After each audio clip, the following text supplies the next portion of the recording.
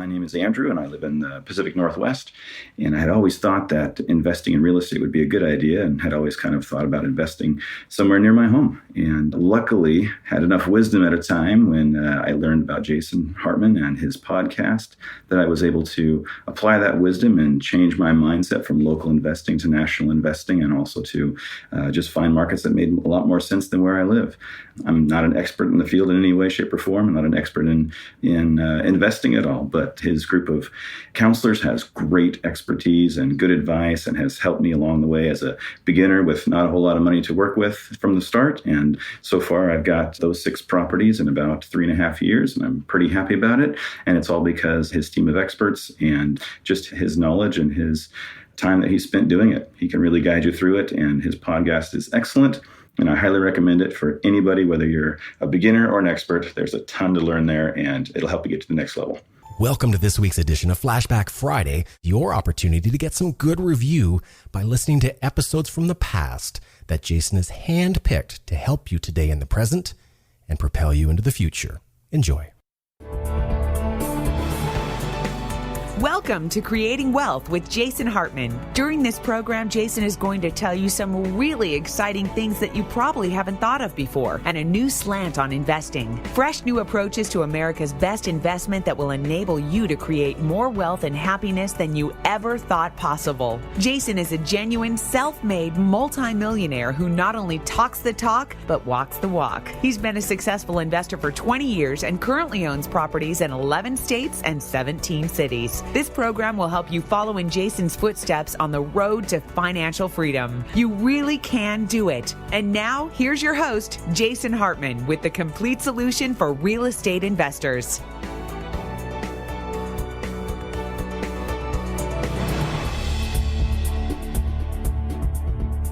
Welcome to the Creating Wealth Show. This is your host, Jason Hartman. This is episode number 316. Wow, those numbers keep passing by after all this time. 316 episodes. Wow, we are just moving fast, and we've got lots more to come. I've got Michael here with me today. He's one of our investment counselors. As you know, you've heard him on the show before, and we are going to talk about a few important current events and a property before we get to our guest today, and that is the chief economist of Trulia. You've probably heard of Trulia. It's a Zillow competitor, and certainly you've heard of Zillow, and they do forecasting and modeling of different real estate markets around the country. And the interesting thing about them is when you have a big website like Trulia or Zillow, where you've got so much traffic at that site, or Realtor.com, that's another big one, so much traffic at the site, not only do you talk about, or can you talk about, the real estate market from a purely like market perspective or economics perspective as an economist would have, or a market researcher would have, but you also add in a whole nother layer of who is searching for what.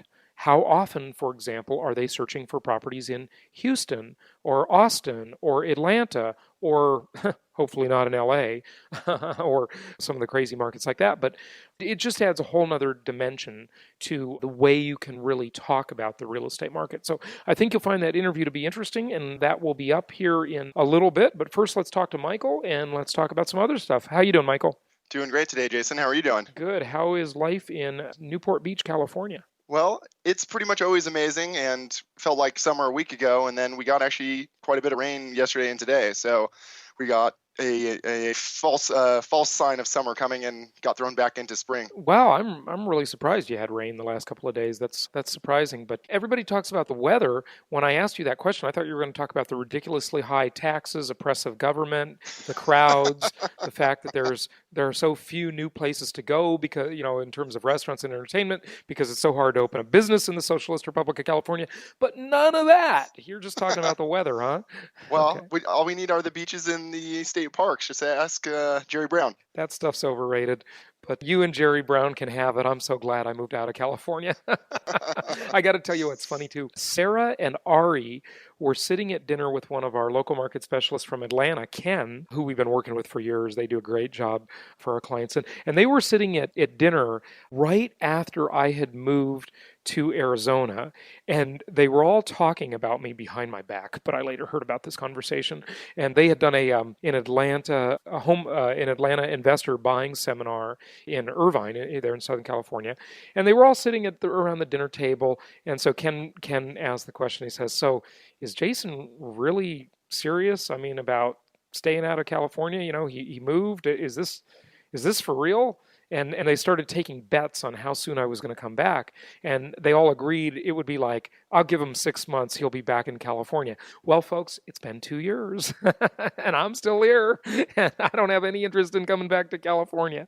Those are still, and they pop up on your Facebook every once in a while, especially when you joked about retiring. Everybody said, "Oh, so you'll be back in California in no time." Yeah. Oh no, that would definitely not be one of the better places to retire. Talk about getting whammed with expenses and taxes and high cost of living. No thanks. But someday maybe I'll eat my words. There are a few things I miss about California, but there's a lot of things I don't miss. So far the scale is in the favor of staying away. But anyway, hey, let's talk about, you had a couple interesting current events and articles that were really fascinating that you posted in our one of our internal intranet groups where we all, within the company, we kind of network and come up with ideas and do a lot of content creation. And you posted some interesting things there last week. Where do you want to start, Michael? Let's start with the 6 of the worst real estate investments. And it actually is a Zillow contribution to Forbes. So you were referencing Zillow, and then Forbes, obviously, Steve Forbes, one of your past guests. So right off the bat, and these really, I probably wouldn't have mentioned the article to the group, except it's everything that you've been saying as long as I've known you. So it just reinforces that. There's some other big media powerhouses that are reinforcing the same thoughts that you have on real estate. And actually, Michael, it's longer than you've known me because you were listening to the podcast long before you actually knew me. So, right? Well, I think maybe like 6 years ago. Okay. I think. Yeah. Cool. Good stuff. Well, yeah, no, I gotta tell you folks, just because you hear the word real estate doesn't mean it's the right kind of real estate. What we're all about is direct investment in real estate where you own it, you control it, you do not leave yourself susceptible to violating commandment number 3 of investing with a crook, of investing with an idiot, or investing with someone who's taking huge management fees off the top of the deal.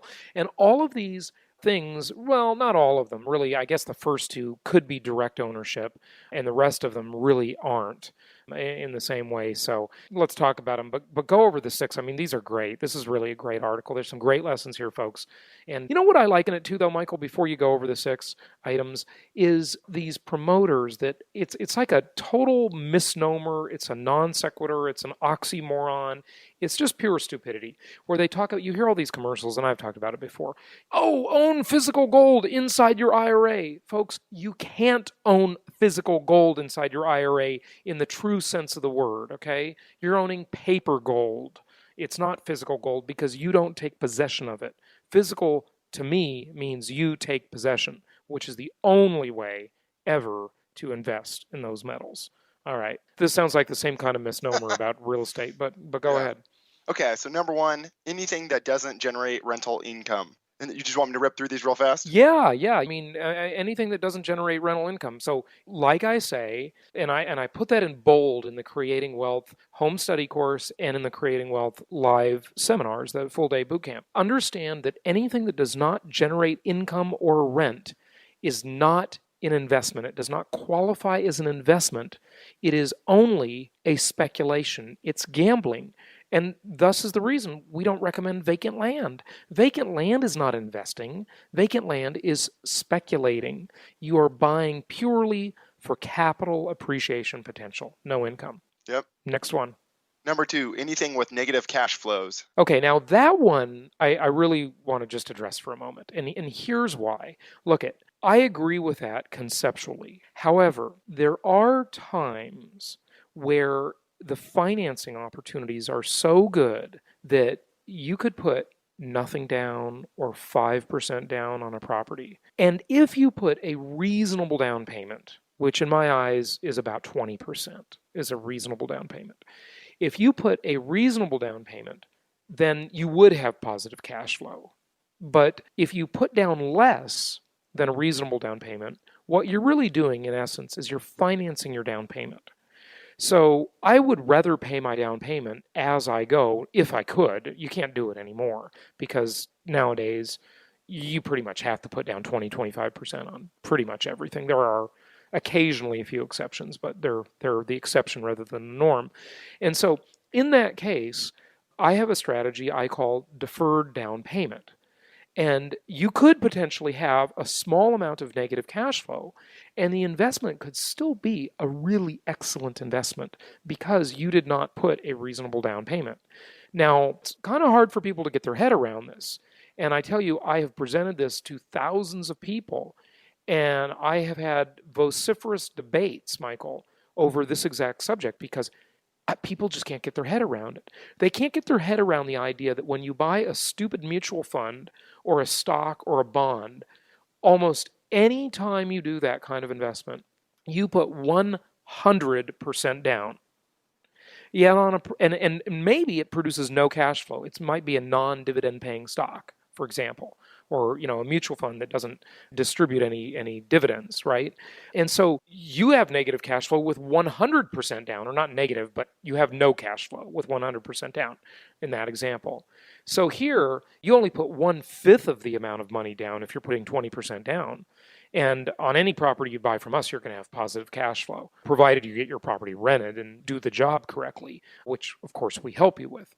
But there are times, and we might come into one of those times if things get really frothy and stupid again in the lending market. I'm not saying that that's right overall for the banking community, but I'm going to say to our clients, hey, take advantage of it. If you can use that deferred down payment, sometimes it's pretty good. Not always. It'll be qualified, and I'll explain it when it happens. But there was a time when that actually made a little bit of sense. But what are your thoughts on either of those 2 points? I don't want to dominate the conversation too much. Well, that's funny that how this topic came up, because I was actually doing some spring cleaning this week and came across one of the old pro formas from Atlanta, and it had the negative cash flow. And when I first was flipping through the papers, it was 5% down, right? Then I saw 95% financing, and then I actually had a note. It was before I worked with you, and it said finance your down payment. And then suddenly it started making sense. At first, I was like, wait a second, a Platinum Properties property with negative cash flow, but it only took 2 seconds to remind myself that you said, take advantage, tiny down payment, you finance your down payment, and this is actually can be a phenomenal investment down the road. Yeah, the example I used to give is that the time horizon for the break-even point was about 9 years. So let me just give you an example here. And I'm doing this math off the top of my head. I really shouldn't do it this way. I should pull out the old PowerPoint presentation where I present this concept and show people how it works. But if you take and you put $15,000 less money down on a property, just as an example, okay? $15,000, but instead of having $100 a month positive cash flow, you have $100 a month. I don't want to call it negative cash flow because that's not really what it is. It's deferred down payment. There is a difference and a distinction. It's kind of like that other concept that some people can't get their head around, of the concept of appreciation, Michael, versus regression to replacement cost. I say those two things are different. They look the same to most people, but they really are different concepts. Regression to replacement cost versus appreciation. Different concepts. So here in this example, if you're $100 a month deferred down payment, look at what it takes. The delta there is $200 a month, because if you put the $15,000 extra down, you would have $100 a month positive. But now, when you're putting the $15,000 less money down, you have a $100 negative. So let's take $15,000, and I'm going to divide it by $200, the amount of the delta. Divide, that is 75. Okay, now what does that mean? That's 75 months. Now, let's take 75 and divide it by 12 months in a year. That, in this example, it's 6.25 years is the time horizon. So that's an awesome deal. I mean, I would take that deal in a New York minute. I would much rather finance my down payment.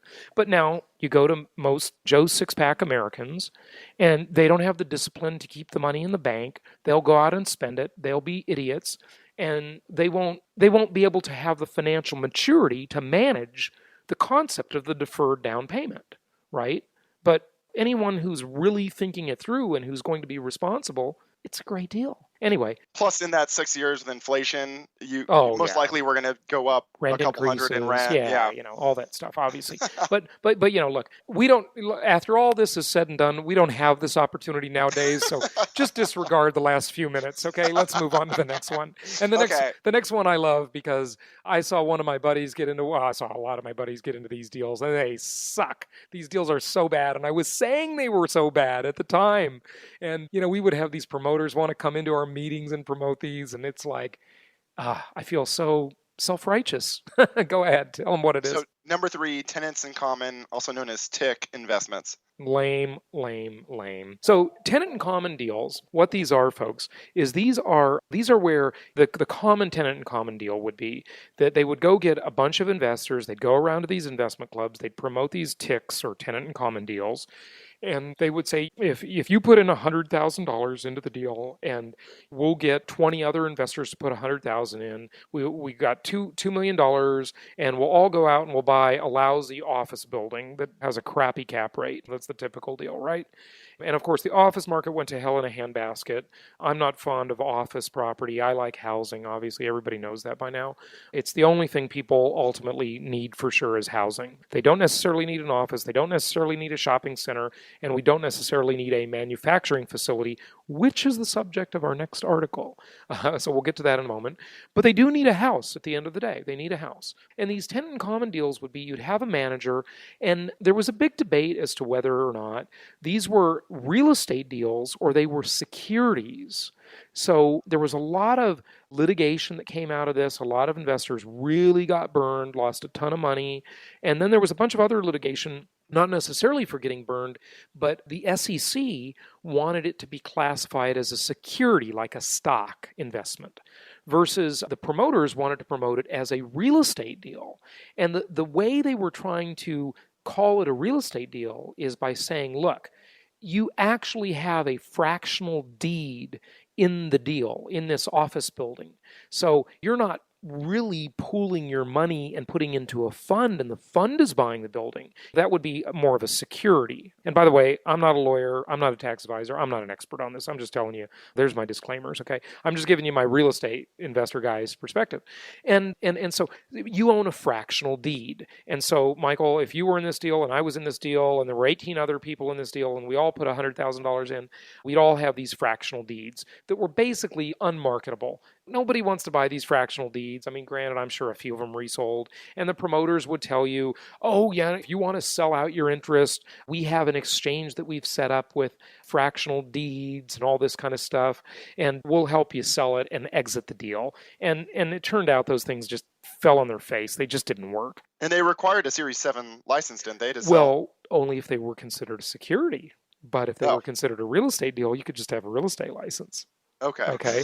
Or you could actually just be the owner or an employee of the owner of the TIC. Then you don't even need a real estate license. You're just working for the seller. Okay. So maybe it was if you were a unrelated party trying to market it to pick up a commission. Yeah, then you'd need a real estate license. But what I can't remember the way this all came down. I kind of stopped following it a few years ago after, I read about all the litigation coming out of these terrible, terrible TIC deals, okay? And I don't know if it was ultimately classified as a security or a real estate deal, or if some were allowed to be called real estate deals while others were secure. I don't know. I don't remember. I know a gentleman that sold them at one of my brokerages that I worked at, he had that securities license to sell them. Oh, really? Yeah. Yeah. So, and it had to do with the prospectus because of the language they put in there. So I don't know. Folks, stay away from those deals. Just be a direct investor. Be in control. Even if those were good deals, you're not in control. Okay, Michael, what's number 4? Number 4, development deals. Yes, development deals. Talk about speculation. Whoa, this is hard. And I'll tell you something. When I was at the ripe old age of 22 years old, I started taking all these classes at UCI, the University of California at Irvine. And I was taking all these classes that were for the MERM MIRM, I believe it was, designation, and there was another one that was like affiliated with it. I was taking both of these series of classes for the light construction management and sales certification. Anyway, I always wanted to be a developer. I thought developers, those are the guys who make the big money. And it was really my dream. Donald Bren, the owner of the Irvine Company, he's a huge developer, billionaire, Forbes 400, etc. If you don't know who that is, look him up, Donald Bren, B-R-E-N. I actually got to meet him once at the Irvine Company, and he is one of the largest developers in the nation, and his two of his kids were clients of mine, Carrie and Steve Bren, and really nice guys, by the way, very amazingly down to earth and super cool. Anyway, I always wanted to be a big developer. I thought that was where the big money is. And I started taking these classes at UCI, Michael, and I realized these developers, they got to plan 3-4 years out and catch the market at the right part of the cycle. And it is so risky. I said, no way. No way. That was my deal. Now, some developers, you look at big development companies and so forth. Of course, it's different for them because why? They're using somebody else's money. And that's not a bad deal when you're using somebody else's money, Yeah, you have the games where you have your management company that manages the deal. They can take big profits out, and then ultimately if the development falters and if they go bankrupt on the deal, they've split the companies up so that they still make a huge development fee, but they just don't get the extra big gain off the final sales of the property. But it's structured so they still win at the end of the day. You are absolutely right. They know how to structure these deals, so they segment all the companies up, and one's providing services to the other. And I got to tell you, by the way, one of our local market specialists is doing this in Arizona, and I tell you, these guys, they are so disorganized. It's really, I just have a very low opinion of what they're doing. And folks, do not invest in these. Be a direct investor. Again, going and investing in someone raising money to do their development deal, almost never would I do that. Just stay away from this junk. I mean, these guys, it's like their left hand doesn't know where the right hand is half the time. It's ridiculous. And then they've got all these other companies, and one's providing services to the other, and they're probably taking huge profits out of one part, and that's not the part the investor's involved in, like the construction company. Just stay away from it. Just all right, let's keep going. All right, yeah. Number 5, condo hotels, intervals, and timeshares. Yeah, what a joke. People actually think a timeshare is an investment. That's hilarious. First of all, if you're ever lame enough to buy a timeshare, do not buy it retail where the developer is selling it to you. That's the worst deal ever, even though they'll give you a free 3-day weekend there and wine you and dine you, so you'll be dumb enough to invest in a timeshare. Or it's not even invest. Michael, we should call it divesting. When you get divested of your money, it's not investing, it's divesting. And just watch the Queen of Versailles. And that's a great documentary on, what's that company? I can't think of the name. They were the biggest timeshare company in the country. And was that Glen Ivy? Not Glen Ivy. That was a big one. And I'm not confusing that, by the way, with Glengarry Glen Ross, the movie. That's different. It's a funny movie, by the way. But yeah, no, I mean, just bad deals all around. The amazing thing is you can buy these timeshares on eBay, people reselling them for almost nothing. Like the one that the developer will charge you $20,000 for, you can a lot of times go on eBay or wait a year and find them on eBay or some other timeshare brokerage website for $1,000. People just want to get out of them because the cost of owning them is so high. You've got to pay all these fees. They nickel and dime you to death. It's just a bad deal. The thing I realize is don't buy a second home. Don't buy a timeshare. Don't buy a vacation rental. Just buy some rental properties. And when you want to go on vacation, rent a 4 or 5 star hotel. Get the luxury presidential suite at whatever hotel you're staying at. It'll be way less expensive than owning these things. Just some things they're better unowned. They're just better rented.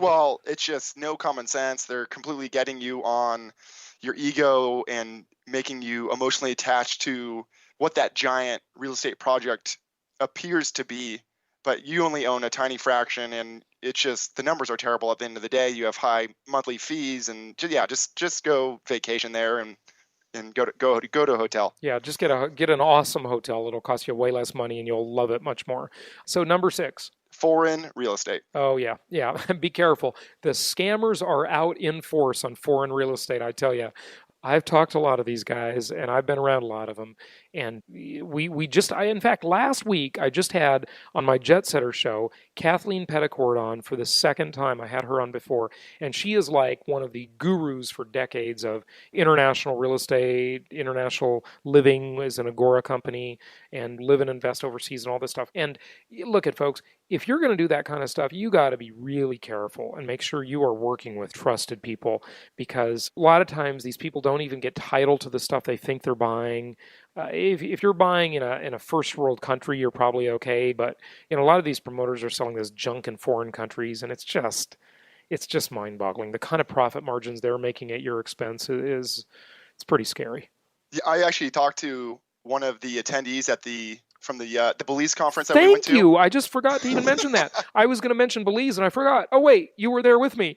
Yeah, so he actually went to see one of the promoters' properties in South America, and he said it was literally the middle of the Peruvian desert, and they were trying to sell it as, isn't this great? You're living off the grid.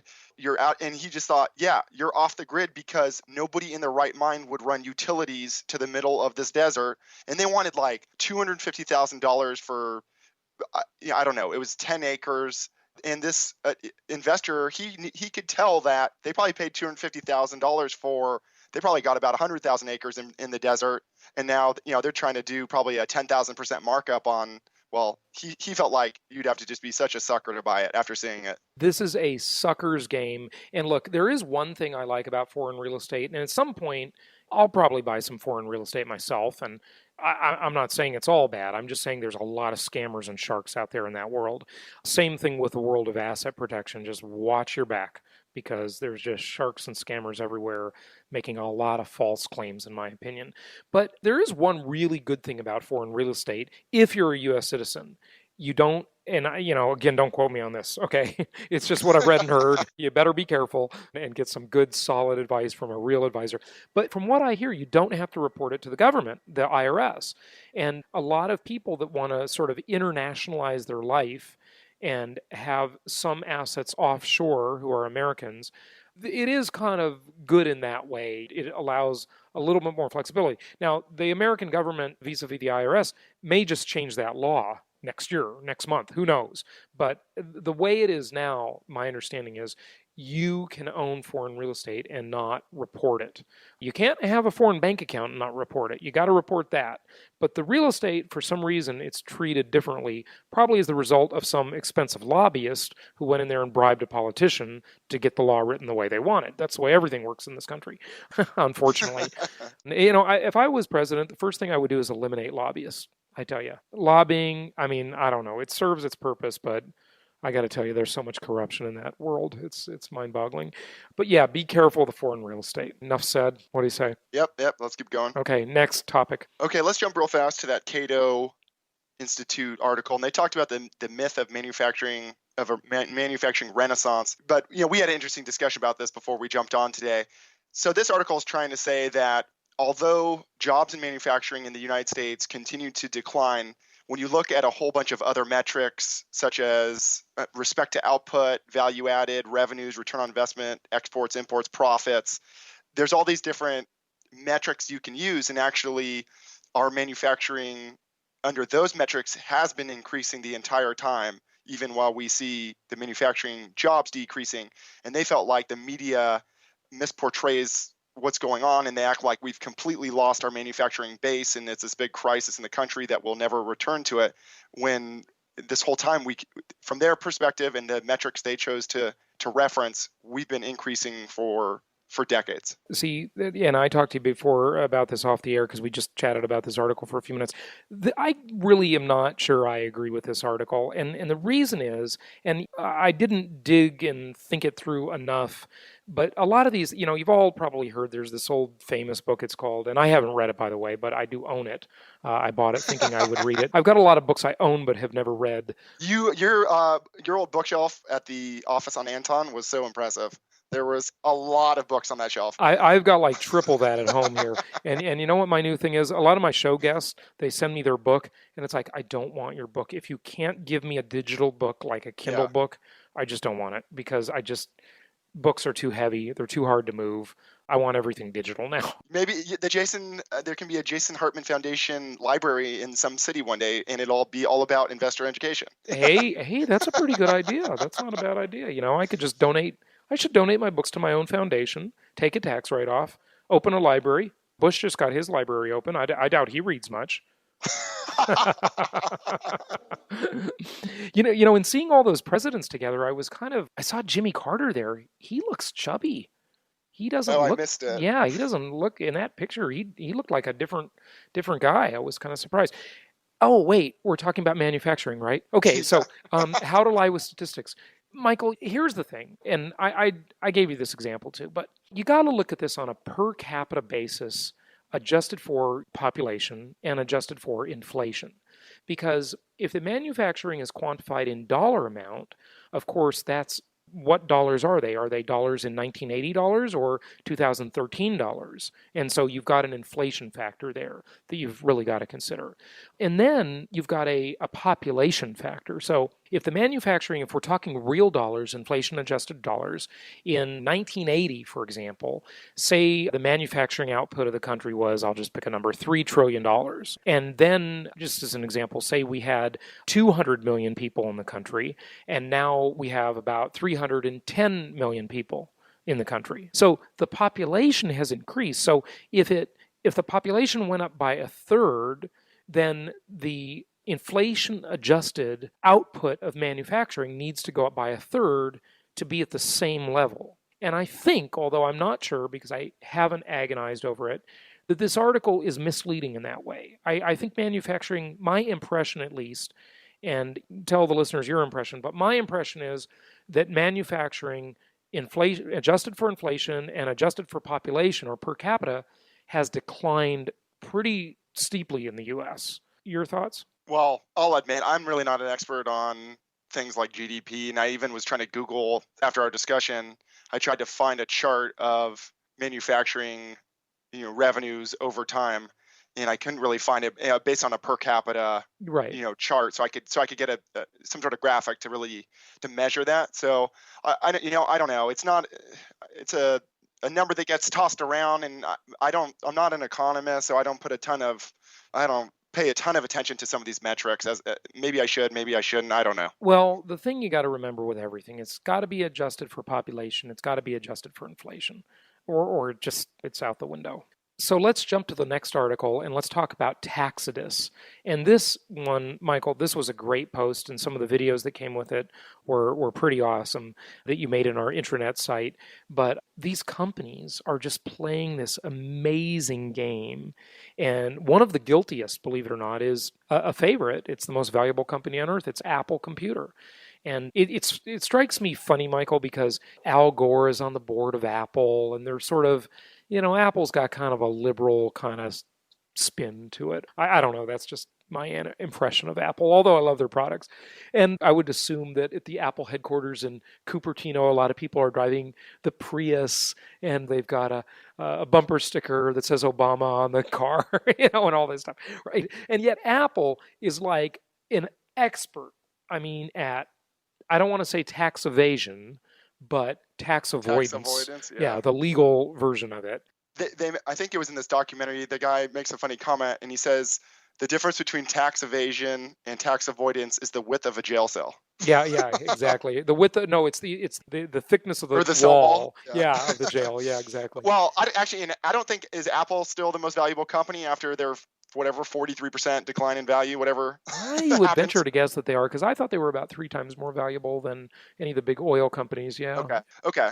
Well, so this documentary, the Tax-Free Tour, the Zero Hedge called it Around the Tax Avoiding World in 53 Minutes. And so they cover how all these multinational corporations use various treaties in different countries to flow profits and keep certain funds offshore, and use all these methods of, they brought up, which one was it? Starbucks, and how Frappuccino is a trademarked name, and they can pay royalties to that trademark in like the Netherlands to send those profits offshore. So it's just an interesting look at what all these big companies do. They said Apple's effective tax rate as a corporation was like 1.9%. Yeah, unbelievable. Yeah, good for, no wonder Apple's so profitable. That's one of the reasons they're very well managed.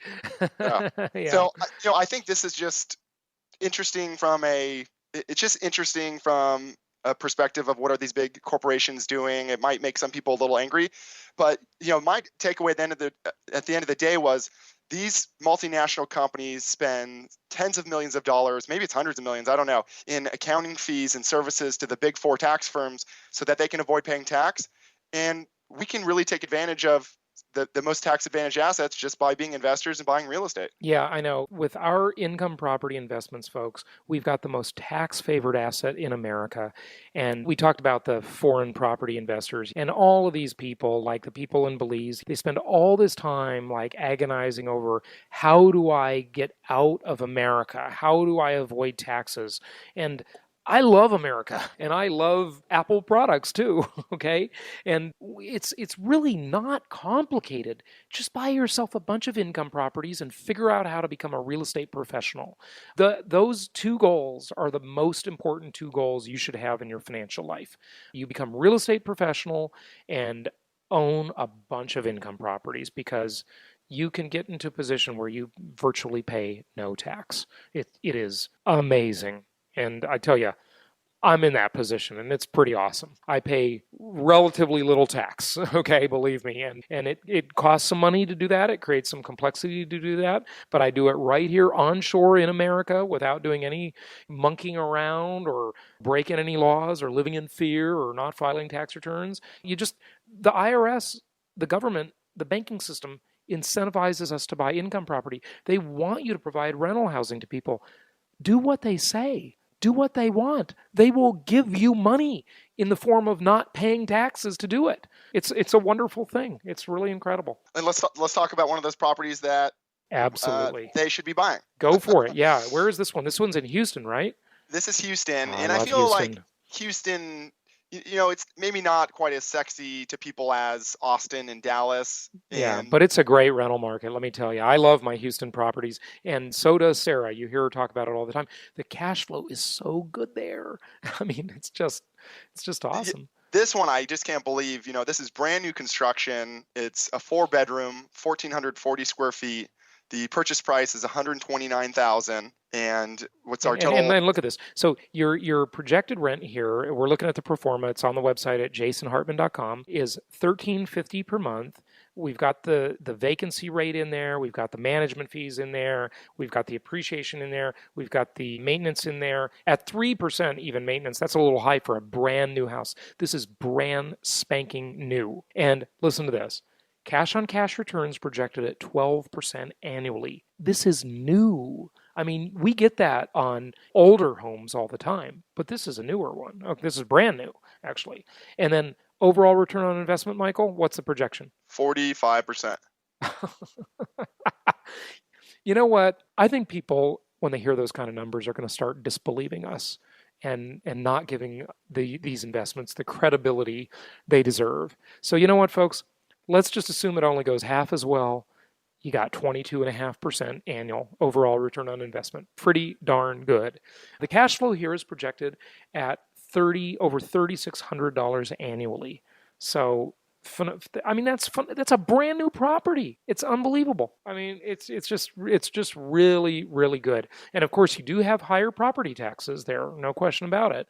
But that pretty much passes through the tenants. They pay higher rent. It's funny. In Texas, tenants think they're getting away with murder. They don't have state income tax, and if they don't own a property, they don't pay any property tax. But all that really happens in reality is the rents are higher than they would be if the property taxes were lower, and so they just pass that expense right through to the tenants. That's all that really happens in reality. Everything is a pass-through entity. That's the way it works in free markets, folks. Michael, that was a good pick. I love that property. Really good. It's in Houston. So check it out at jasonhartman.com. And anything else? We got to get to our guest. No, we ran really long, as we like to do. Yeah, we tend to, nobody ever accused me of being short-winded, did they? Okay, anyway, I'm going to shut up now. Well, actually, I'm not, because I'm going to be interviewing our guest here. So we will be back with our guest in just about 60 seconds. And Michael, thanks for joining me today. Thanks for having me. What's great about the shows you'll find on jasonhartman.com is that if you want to learn how to finance your next big real estate deal, there's a show for that. If you want to learn more about food storage and the best way to keep those onions from smelling up everything else, there's a show for that. If you honestly want to know more about business ethics, there's a show for that. And if you just want to get away from it all and need to know something about world travel, there's even a show for that. Yep, there's a show for just about anything. Only from jasonhartman.com, or type in Jason Hartman in the iTunes store.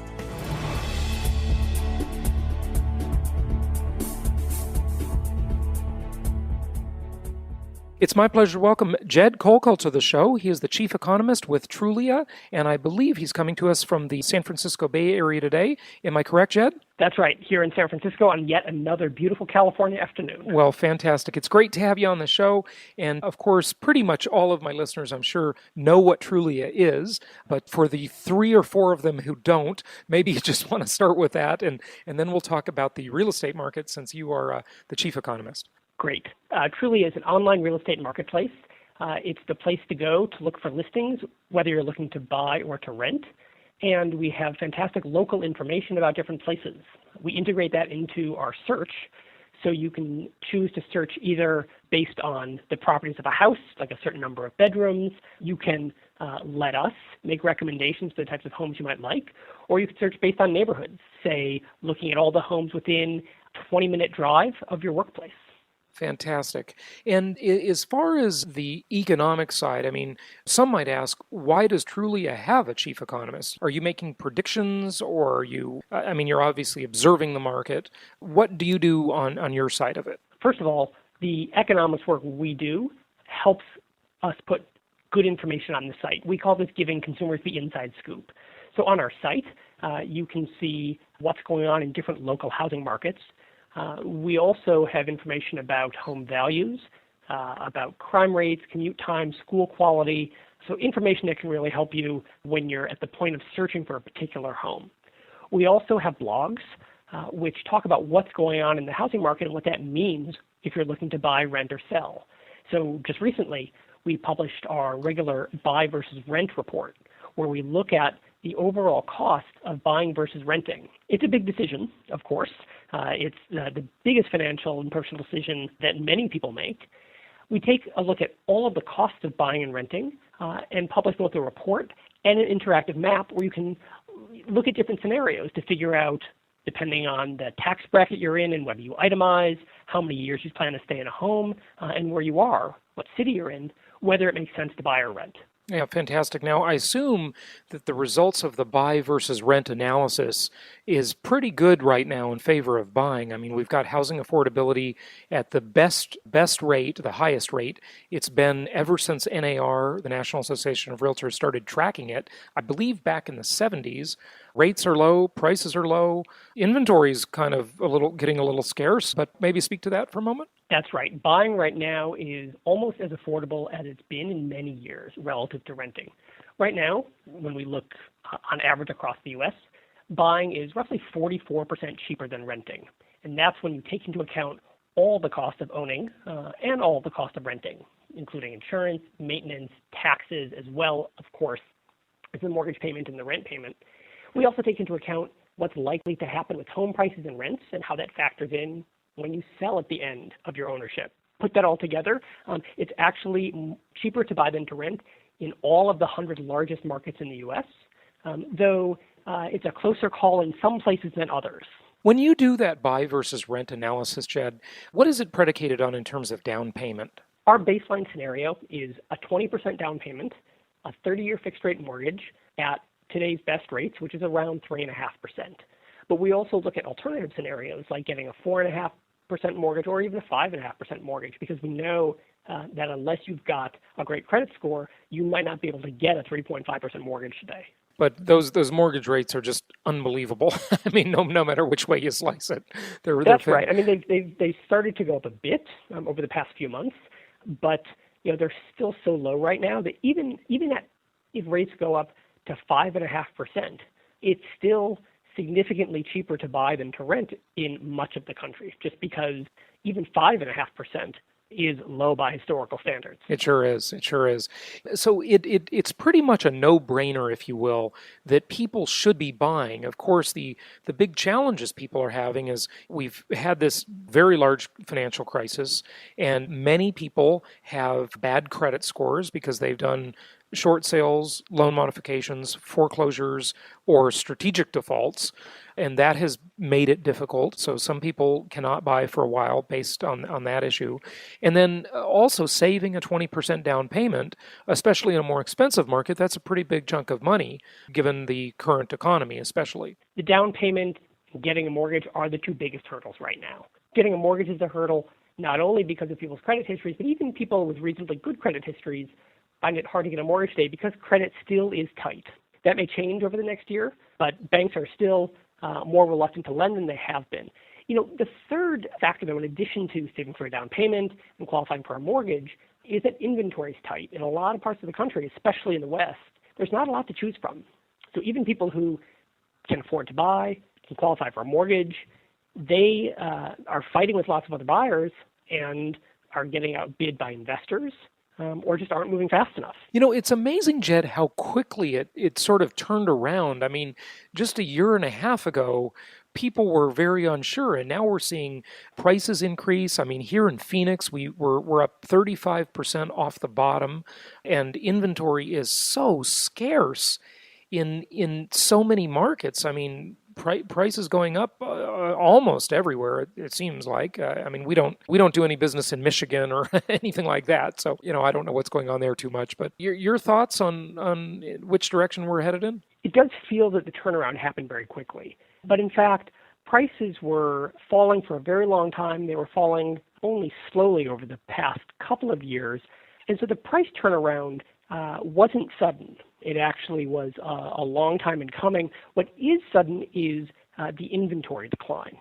There's been a steep drop-off in inventory in much of the country, and part of that's about the psychology of price changes. To put it simply, nobody wants to sell at the bottom, and everyone wants to buy at the bottom. So as soon as prices turn around, as soon as prices hit bottom, everyone realizes that prices are starting to rise, and suddenly buyers get impatient, and sellers want to wait. And that's one of the big reasons why we see such an inventory crunch in many parts of the country. And builders are moving into the market pretty quickly and pretty swiftly to meet the demand. But interestingly, and I saw this survey, and this is how statistics malign things so much, at least, I didn't analyze this in any degree of depth, so please correct me if I'm wrong, but it was a survey showing that new home prices were like 20 some odd % higher than resale prices. And I thought some people in some markets are still able to buy below the cost of construction for resale. And the new homes just basically create inflation because the builder's not going to build anything if they can't make cost of construction plus builder's profit. So it's just interesting to sort of look at those stats. But what do you think of the new home side of the equation? I mean, how does the future look, in other words? Construction is rebounding, but we're still a long way from normal construction levels. Right now, we're still more than 30%, 40% below normal construction levels. So it's a long road ahead, and particularly in places where there have been big price declines, like Phoenix. Even though Phoenix prices are rebounding hugely, construction is still way below normal levels in Phoenix. And also, we're seeing the biggest increase in construction on the multifamily side. Right now, multifamily construction accounts for about 30% of new housing units. The normal share is about 20%. So multifamily is an unusually big part of the construction rebound, and that's adding some new rental supply, actually, in big cities where there's a lot of rental and multifamily buildings, big apartment buildings. Yeah, it certainly is. Is this a recovery? Can we call it a recovery, or is it just a nominal recovery that's papered over by inflation and money printing? It's absolutely a recovery. We're seeing strong job growth in a lot of the markets where prices are improving. Importantly, vacancy rates are coming down. And that's an important measure of whether there is excess supply relative to demand. Remember, at the height of the bubble and during the bust, vacancy rates went way up. Inventories went way up. There had been a lot of overbuilding. There was a lot of building in places where there turned out to be not that much demand. What we're seeing now is very different. Even market fundamentals, strong job growth, tight vacancy rates in most markets suggest that it is a real recovery. Now, there are places where a lot of the price rebound is investor-driven, and that may not last, including Phoenix, Las Vegas, the Inland Empire, the part of Southern California east of LA, in Detroit also. We're seeing big price rebounds without really strong job growth, and that's a red flag. Those are price increases that could go away and could go away very quickly. The other red flag is in places where there still are a lot of foreclosures to come onto the market.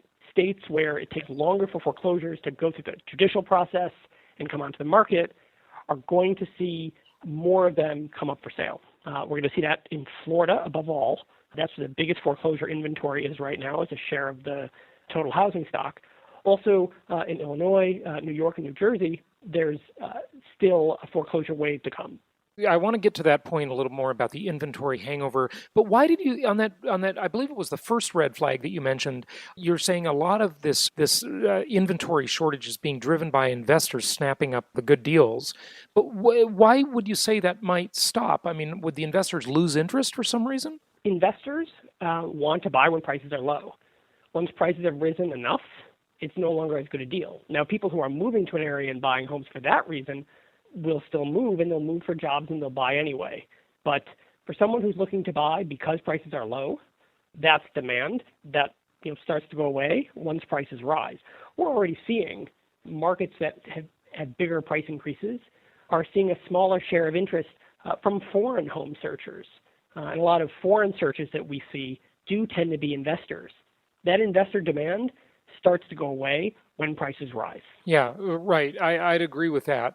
And by the way, having a website like Trulia, you probably just have a wealth of analytics information on who's searching, from what part of the world or the country they're searching, and what markets they're searching for. I mean, do you have any of that you can share with us? It may not be handy. I know it's very complex, I'm sure, to wade through all that data. But when you said foreign investors, I mean, we've got people from all over the world that are looking to gobble up U.S. real estate right now. Australia, New Zealand, the African continent, Europe, Asia, everywhere. They're just buying it from everywhere. But any website data that you'd like to share with us? People from abroad who are searching for homes love Florida. They love Southern California. Canadians love Phoenix. Brazilians and Argentines love Miami. Yep. We see these patterns very clearly on our site. Could completely agree. We also see, even domestically, the searches where people are and where they're looking. We see a lot of searches from Chicago and other parts of the Midwest for homes in Phoenix. In Florida, though, we see more searchers on the west coast of Florida, from the Midwest, whereas the east coast of Florida is dominated by people in and around New York looking for homes. So there are very clear search patterns across the country. One thing that we see is people tend to look for homes in markets that are more affordable than where they are now. We also see more people are looking from urban to suburban areas than the other way around. So this, the long running trend, the suburbanization of the U.S. Looks likely to continue based on where people are looking for homes. So, yeah, you've seen a lot of this movement to rebuild inner cities and so forth, and you're kind of saying it's not where the trend, at least it's not where the searchers are, right? We see it in some neighborhoods of some cities. There are definitely urban neighborhoods that are seeing strong price growth, strong population growth. But when we look at the overall trend, taking the view across cities and suburbs across the U.S., there is faster growth, there's more population growth, and more search activity in suburbs than in cities. Oh, very interesting. What else do you see, and what else should people know? One thing that we see is that the market is so seasonal. We're at a time right now, at the end of March, at the beginning of the spring season, when housing activity really starts to pick up. But it picks up in a very particular way. We see on our site that March and April are some of the peak months for search activity online. But it turns out that sellers often wait too long in the year to put their homes on the market. Inventory tends to peak later in the year, in July or August. That means a lot of sellers might be better off by listing their home earlier in the year when more people are searching. And a lot of buyers might be better off by waiting until the summertime when they'll be competing with fewer other buyers and there'll be a little bit more inventory. So the seasonal patterns are really important. The seasonal patterns also depend on where you are in the country. Now, I just want to, before you make your next point, I just want to touch on what you just said. For investors, that issue is a little bit more complex because then you've got to factor in, if you can do it, the reality is this is pretty hard to do, and especially when you're looking at nationwide investing in different markets and so forth. But then you've got to factor in at the same time, what is the best time to rent your property out? If you're buying an investment property, you want to be at a time when people want to rent. So there's the combination of getting the better deal on the price or having more rental demand so that you don't have longer vacancies. So that's kind of a little slightly more complicated there. But go ahead with what you're saying, and then I want to talk a little bit more about the inventory hangover, if your voice will last. And by the way, I want to say I appreciate you did say to me before we started recording that your voice is a little bit strained. You've probably been working hard, talking a lot. So I appreciate you sticking with us here, and and I appreciate the fact that your voice is lasting, Jed. You bet. The seasonality of housing varies across the country. There's some parts of the country where the wintertime is peak season. So Florida and Hawaii, we see the most search activity in January and February. Those are markets where there's a lot of vacation homes, and the winter months are a pleasant time to be out, and so there's a lot of home search activity then. In a lot of the Northeast and the Midwest, as well as the West Coast, springtime is the peak. But across much of the South, it's the summertime that's the peak season for search traffic. And it has a lot to do not even as much with the temperature, but with the rain. Nobody wants to go to open houses in the rain. And the summertime, when a lot of the South is driest, but it's the springtime when much of the Midwest, the Northeast are in their dry season. And that's when we tend to see the peak search activity for homes. Yeah, very interesting. And how many people are searching on the Trulia website? So we get tens of millions of visitors each month, tens of millions of unique visitors each month. And it's both on our website as well as on our mobile applications across mobile platforms as well as on the mobile web. So people are doing heavy-duty research on the website. They're carrying their mobile devices around as they're going to open houses. And we can see how the time of activity looks. Everyone's taking out their iPads in the evening and the weekends coming to our site. So, there are lots of ways to get all the information about properties and neighborhoods. Let's talk about the inventory hangover a little bit. And then before you go, I'd like to ask what's next for your company and what are maybe some of the innovations coming down the road in our business. But on the inventory hangover issue, one of the reasons there is an inventory hangover is because it just simply takes a lot longer to foreclose in some states. And those markets would be clearing and recovering faster, in my opinion at least, if the foreclosure process was more speedy. But it just sort of drags it out, when it takes a long time to foreclose and when there are all these legal problems, you don't get to market clearing and you don't get to recovery as quickly. So, maybe your comments on that. But then also, I hear, not as much anymore, but once in a while I still hear about the banks withholding inventory, that there are all of these foreclosures or bank-owned properties, REO properties, that just haven't hit the market yet. So what's your take on the inventory hangover, if it exists? Yeah, right now, the so-called shadow inventory, the homes that aren't on the market but could be, right, because they're at a late stage of the foreclosure process or they're already vacant, is not a big national problem. It is a localized problem. In those parts of the country where it takes a long time for homes to go through the foreclosure process, 3 or more years, they have a backlog of homes that are still to come onto the market. Florida above all, as well as Illinois, New York and New Jersey. Even though New York and New Jersey didn't have a very severe housing bust, they still have a lot of their foreclosures ahead of them. Those are the states where this shadow inventory could have an impact on prices. But in the rest of the country, most states are most of the way through their foreclosure crises. Most of the foreclosures that they will have had from the housing bust have already happened. And that's true even in some very hard-hit states like Arizona, Nevada, Michigan, and California. So your take on, do you make predictions, by the way, as to what prices will be next year? when you talk about the shadow inventory and the inventory hangover issue, that's obviously an issue of distribution. I always like to say, Jed, that there's no such thing as a national housing market in a country as large and diverse as the United States. In a little tiny country like Cyprus, that's so much in the news lately, in Europe, because of the bank problem and the government closing the banks and possibly nationalizing the pensions. But that country has a national housing market, right? Because it's a small country of about 1 million people. In a country this large, I mean, there are about 400 local markets.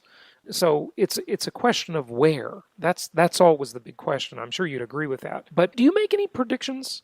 There are the predictions I tend to make look at how next year might be different from this year. There are a lot of people who are doing very specific forecasts on where interest rates are going to be or how many units will be built. And so I tend to rely on their forecast for those kinds of things. But one of the things that we looked at recently in our rent versus buy report is whether it makes more sense now or a year from now. And so one thing I expect to see is that a year from now, buying will look less good relative to renting than it does right now. Prices are rising faster than rents. And if anything, mortgage rates are likely to go up in the next year, perhaps by more than half a point. Both of those factors will make buying look less affordable relative to renting than it is today. I agree. I agree with you, yeah. Well, good stuff. Obviously, Trulia is the website. And did you have another website or anything you want to give out or any other resources that you want to have the listeners know? So on our site, if you're looking for homes or looking for neighborhoods, going to Trulia.com will get you to all those search options. In addition, our trends blog, the Trulia Trends page, shares a lot of our insights about what's going on and what will be happening in the housing market, both nationally and locally. Fantastic. Well, Jed, thank you so much for joining us today, and I hope your voice comes back soon and you get some chance to rest it so you can recover, and appreciate the insights. Thanks so much for having us on the show. Now you can get Jason's Creating Wealth in Today's Economy home study course. All the knowledge and education revealed in a 9-hour day of the Creating Wealth Bootcamp, created in a home study course for you to dive into at your convenience. For more details, go to jasonhartman.com. This show is produced by the Hartman Media Company, all rights reserved.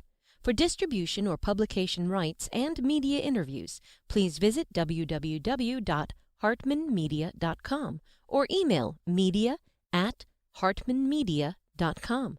Nothing on this show should be considered specific personal or professional advice. Please consult an appropriate tax, legal, real estate, or business professional for individualized advice. Opinions of guests are their own, and the host is acting on behalf of Platinum Properties Investor Network, Inc. exclusively.